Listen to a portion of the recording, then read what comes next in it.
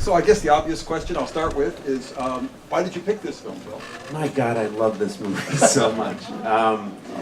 I can't exactly explain why, other than it's so funny and subversive, and it's, you know, Ozu has this very austere style, and his early silent films were more comedic, but the later stuff was not, and so this, I think, is the second color film, and I mean, I've never seen it with a crowd, so it was so gratifying watching it with everyone and hearing the laughs and sort of affirming what I think is a very funny movie.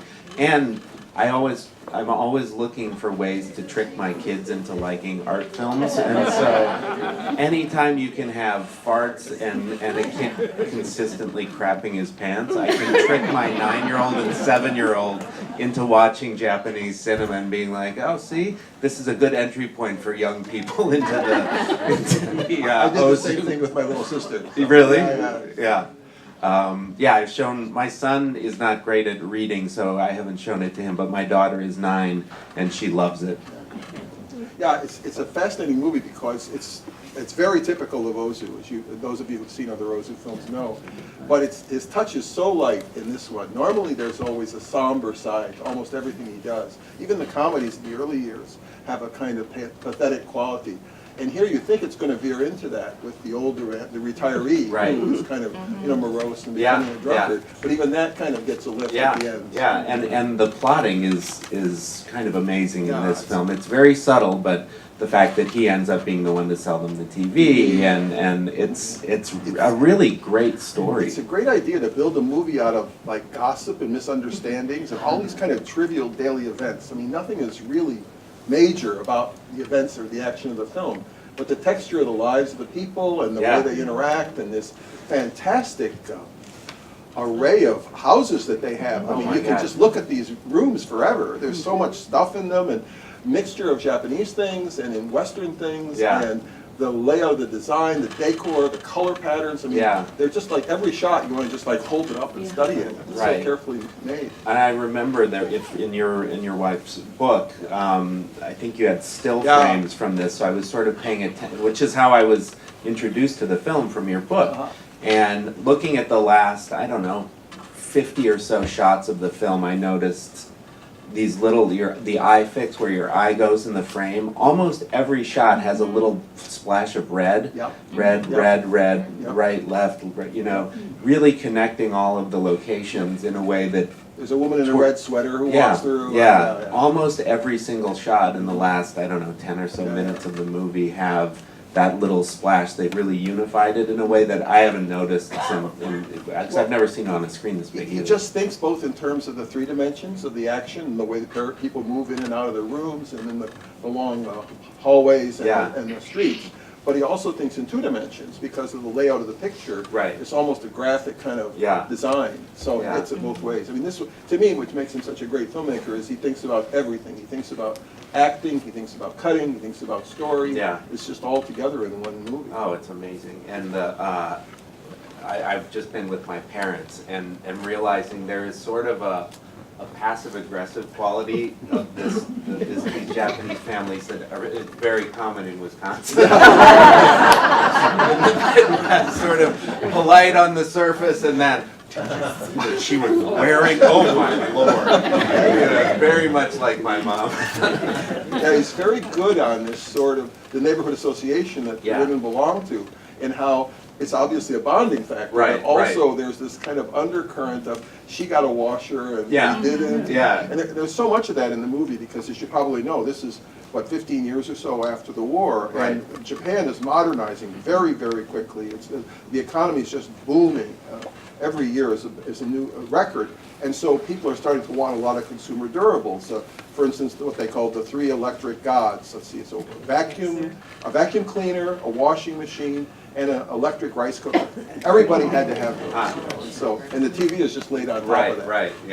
Yeah, and the TV, of course, now becomes how we talk about the internet or video games or whatever for our kids. Oh, it's going to turn them into morons. They're million idiots. And I've said the same thing about, even though I've made 2 video game movies, there's no way in hell my children are getting an Xbox or anything. No! I sound just like those parents. Yeah, I know. At this time, of course, TV is very new to Japan, and there aren't many TV sets in circulation. It'll take another 10 years, really, from the late 60s for the TV to really penetrate the way it had already penetrated America. So the kids are on the cutting edge in a way, but you can also see that sort of young couple, the sort of shady, metrosexual kind of couple, The hipsters. they have the TV. Yeah, They're the only ones in the neighborhood. Yeah. So anything, as a filmmaker, you have to think about comedy a lot in your films. I mean, do you see anything about gags or gag structures or setups and payoffs in these films? I mean, the runners he has, the running gags. The running gags, the setup, the payoff, the fact that it runs throughout the film is brilliant, I think. Yeah. And even the small comedic moments, like the one I don't think completely works is the grandmother with the knife is really funny, and then I don't totally get the payoff. Yeah. You know, I think that one sort of falls flat. But the fart gags, as crude as it is just funny and the misunderstandings too, Yes. because they're ready to reconcile with each other, the ladies in the neighborhood, and then all of a sudden a new misunderstanding comes up because the kids won't talk. Yeah. And they think they're snubbing him, so it just keeps cascading. And the way he stages all of his films are masterfully staged because the camera is locked down at the level of no camera movement. Not a single movement in this film. So the whole thing, you have people entering and exiting frame in a very farcical kind of way, opening doors, closing doors, people coming and going. Yep. And just the way he's able to stage comedy without moving the camera and just simple cuts is, I mean, it's a master class in sort of simple, austere filmmaking that still is so funny. And my God, the performance he got out of those kids. It's just unbelievable. Yeah, there are so many of his films from the 30s and 40s where kids play an important role, and he really knows how. He was childless himself, actually. Well, actually, he had an illegitimate child, but we don't have to go into that. He didn't marry and have children, and so there's a sense in which he almost pegs his movies, because he starts making movies at the end of the 20s, and he dies while he's making movies in the early 60s. And he tends to make movies about the people who are the age he is when he's making the film. I mean, even though there are families with different ages involved, I mean, here you can sense that he's an older man. He's more of the parent figure. You know, he's not the young couple, and he's obviously not the children, but there's a sense in which when they have that moment, you think, well, what will we be like in retirement? We should be charitable to this retiree because it could be us. Right. You know? Yeah. And that kind of thing comes from the fact that by that point he's, 50-some years old, 56 years old. He's born in 1903. Five or so, Yeah, 6 so more he's- films after this. Yeah, he did. And he never moved the camera in any of them. No.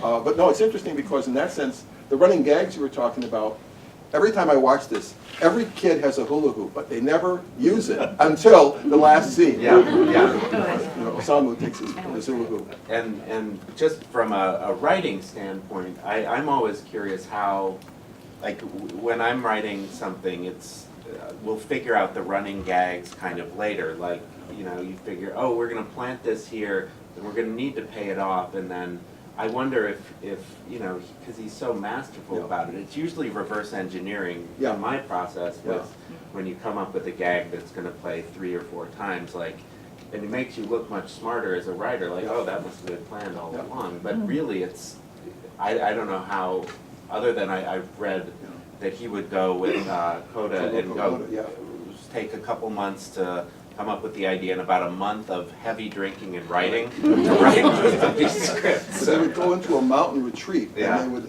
they would line the walls of the room with sake bottles to register how much they've been drinking, completely around, and beer bottles.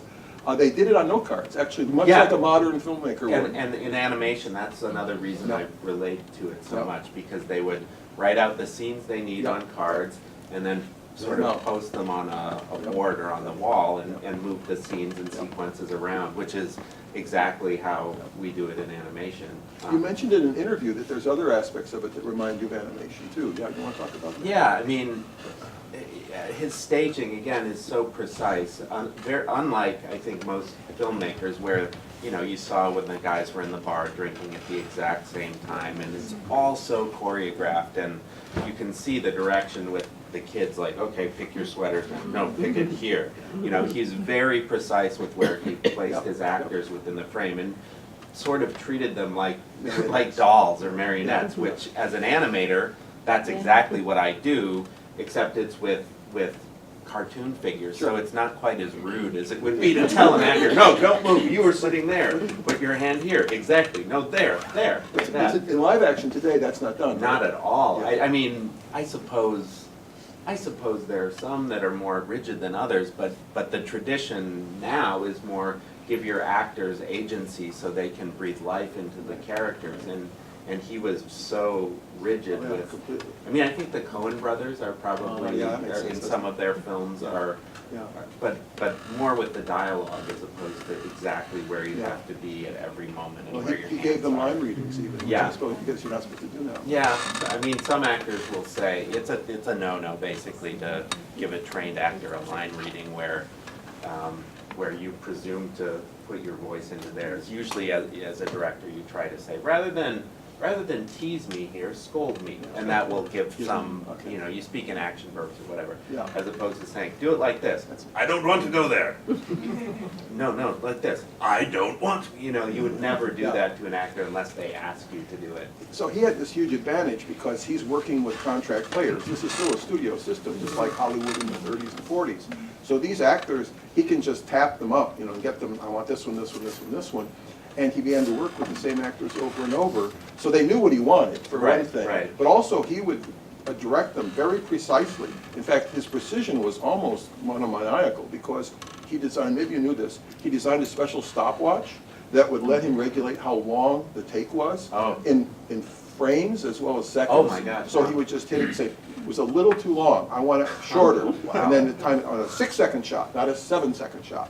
I mean, this kind of craziness. And yet what comes out is so natural. The performances seem so spontaneous. And I think it's also partly because stars in this system don't have to be like perfect.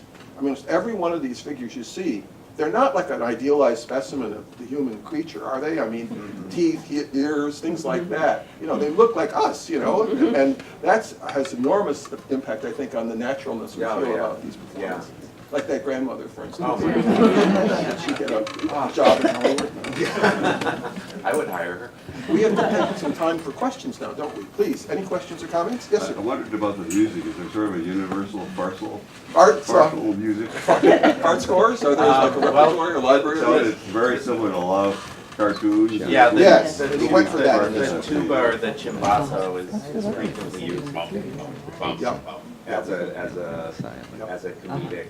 This is his most heavy-handed comic score, It is. I think. Partly because of the farting, and partly because of the he wanted a very light film here, and he got he's a very important composer to write for him. This is a fancy composer compared to what Shochiku usually had. So it's more self-consciously scored that way. I think you're right. You like the wah-wah. And also, even when they're on the hillside exercising, I couldn't tell watching this time what was in the score and what was in the guy's farting. Right. You know? It was almost like the music was farting. Anything else? Yes, please. I had a couple things. First of all, in the entrance for the listing who was in it or whatever, some of the symbols were in red and some of them were. What is the significance of the red versus the white? I think to go to your point, it's also giving us the fact that red's going to be an important color in the film. But all his films of the late period have this burlap backing. And part of the fun of them is when he gets to color, as he starts, it's almost like a game of Go or something. There'll be white and black, or red and black, or white of the characters, the Japanese characters. So it's not as significant, the red isn't anything in particular? Well, no, I don't think so. No, but it also, some cases, the red identifies the role or work that's being done, and the white is the cast themselves. Okay. But it's also, I think, the fact that he just likes to get you in that mood for like playful visuals from the very beginning. Because he never uses dissolves. You probably noticed this. No fades. Just a straight cut all the time. So you're always getting this snap, snap, snap imagery. And then the other thing is, they had scenes of like a high-rise or something like that. Yeah. And people were coming in, but the inside looked like the small little houses that were there before, Yeah, so yeah. I didn't understand that at all. Well, there is that, you're right, the juxtaposition of the neighborhood, Yeah. the local neighborhood, with the high-rise apartments that the translator and his sister live in, yeah. Well, that's, I think, deliberate. I think you're right. There's just a sense of like two different kinds of modern living. Okay. The other one is obviously much more traditional, going out of fashion. Is that typical of those little I mean, they're really that close that you just? Yes. Oh, yeah. They're In like, those neighborhoods, definitely, at that period, yeah, right from all throughout the 20th century, really. so they basically just open the door and yell in? I mean, there's no privacy. Well, but it's also about the idea of closeness. There's this Japanese expression that says you're closest to the people on either side and the three houses across from you. So there is this kind of almost, nexus idea, coziness. Yes, please. How well was the movie received at the Uh, time, in Japan and worldwide? He is such an important director at this point in history. He can do no wrong. So it was very well received by critics. But the worldwide doesn't really matter because one of the great things about Ozu is that he almost never traveled until after his death. His films were almost totally unknown to the world until the late 60s, after he had died. These films were not exported to film festivals. They weren't circulated. Of course, there was no videotape or anything then. He was really unknown outside Japan for almost completely, for his whole life, and thereafter for quite a while. So there was no reception. Now, of course, since his films got brought into America and Europe in the 70s, people went nuts. Tokyo Story routinely would show up on lists of the 10 greatest films of all time. So he definitely has a retrospective reputation. But you can see this is just a treasure here. This film is out on Blu-ray, by the way. The Criterion Company has put this out. Most of his films they put out on DVD and Blu-ray. And With a very funny interview with you as an extra. Yeah, right. Yeah, there's an extra thing there. But they really do repay rewatching, and you can rent them from libraries. I'm sure libraries have a lot of them. They really are among the greatest films of all time. Yes, please. I have a special connection with Ozu because her son and his wife loved him and they named their baby Ozu. Oh, wow. That's great. What was the question? There was a question over here, I think, yes? No, what was the question? The question was that the ladies, is it you said your son? And daughter-in-law. Her son named his child, I don't know if it's male or female, Yeah. Ozu. As if you named yours Bella, John Ford. Yes, please. There's two times when we see what's on the television. Yeah. And it's a repeat of the same scene with the wrestler Yeah. going on. Do you think that was intentional, or he was so precise with the stopwatch? Yeah, I mean, that's one of the very, very few cases I know of where there's a matte shot in Ozu. He almost never uses optical effects, but that was one, and maybe that was the only one they had available, I don't know. Yeah. There's another film he has, his last film, Autumn Afternoon, where they're watching baseball, and it's the same kind of effect. It looks a little anachronistic to us now. Yes, please. Are you aware of the meaning of the gestures that the little kid is making at various times? He's making all different kinds of little gestures. Yeah, at sort of different aggressive. times. Sometimes it's like this and that. I don't Yep. know if they're on I couldn't tell you. I mean, child culture of Japan that period, I'm not so sure, but they're kind of universal, aren't they? I mean, he's aggressive. The little one's very aggressive. I'm just wondering. Yeah, I don't know any specific ones, but maybe other people do. It felt very much like a direction he would have. I mean, I don't know for Yeah. sure, but a direction he would have given it. Ozu. Yeah, probably just be angry, be angry. Well, And it became so funny. The pressing of the That's another forehead. repeating. The pressing of the forehead. That's cultural, definitely. If you want to, tell a kid behave, push the forehead. And so their kids have subverted that by, making it a signal to fart. What's so interesting about this, I mean, I love this movie just because of its thematics too. The idea that, as the translator says, You know, the lubricant of ordinary life is just these banal, empty phrases that we say to each other, but we couldn't get by if we didn't. And the kids kind of get that right away and say, okay, why would you do that? You know, stupid, you know. And that's a really interesting idea, I think. The idea that cliches of small talk will be interpreted differently at different ages of life, you know. Well, and then the fact that flatulence becomes Right, the that's small equated talk with of the children. That's their signaling system. Yeah. Yeah, please, Ellen. Back to the question of the color red. Yeah. It is very important in Japan. It's the land of the rising sun, which is red. And there are images of a red circle with the Yeah, of course. with the symbols #1 next to it. I think the color red is quite significant. Well, you remember the very first thing, the Shochiku logo Yeah. is red on a sunrise, and then it goes to hell. Yeah, yeah, yeah.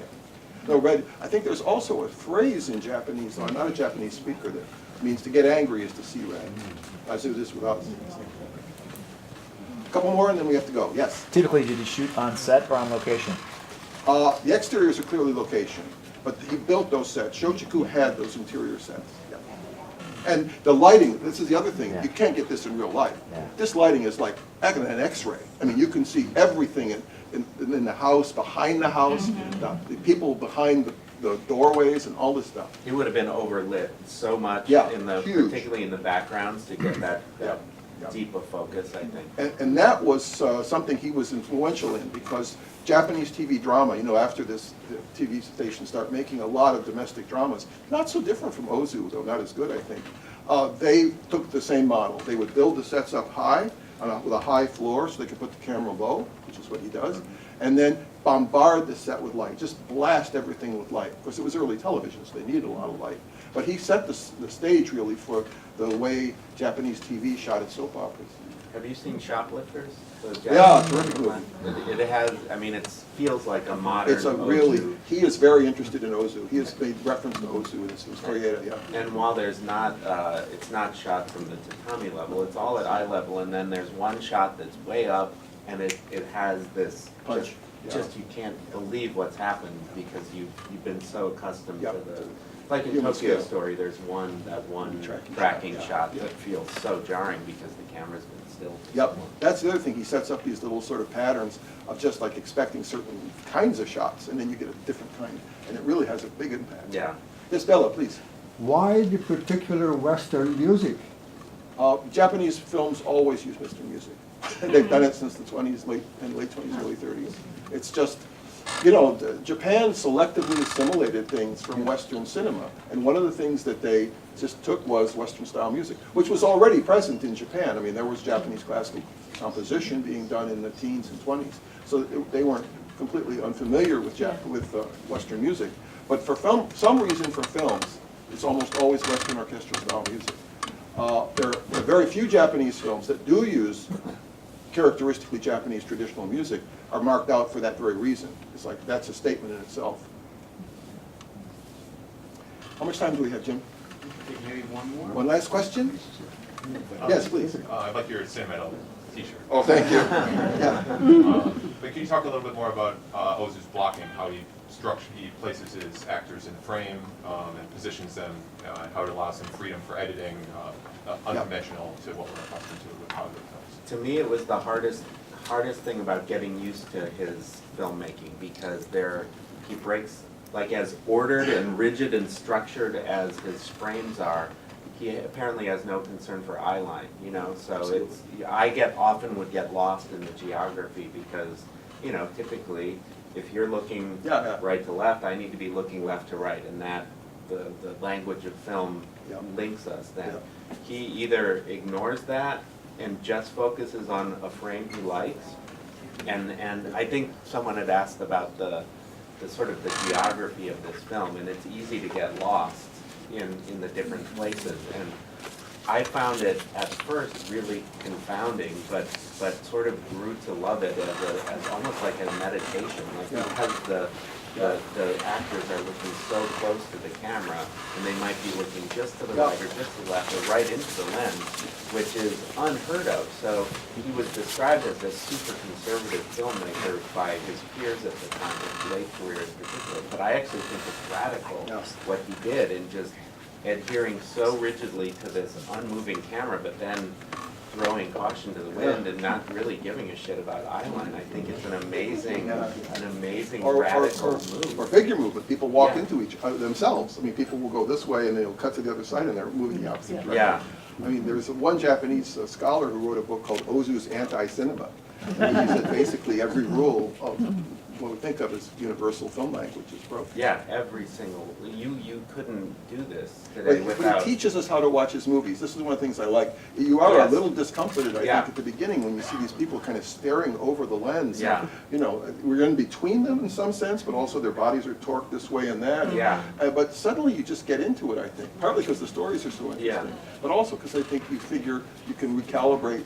Okay, if the eye lines don't match, we still understand they're talking to each other. For me, it's like watching one of his films is like going to church, because it's this meditation where I only experience it watching his movies in the same way. My dad was a priest, so going into the Episcopal priest, so going into the church, I have this certain feeling. Yeah. But no farting. Oh, there was. There was. Not part of the ritual, right? Maybe not mine, for sure. But it becomes that because it's familiar only to his cinema, I think. Some people want to say Ozu's, quote, very Japanese, but the other Japanese directors just said, we have no idea what he's doing. This is so different. I mean, people copied him to some degree, but the idea that he was somehow, you know, it wasn't unique. Yeah. But there's a lot more to be said about his stages. It's very complex.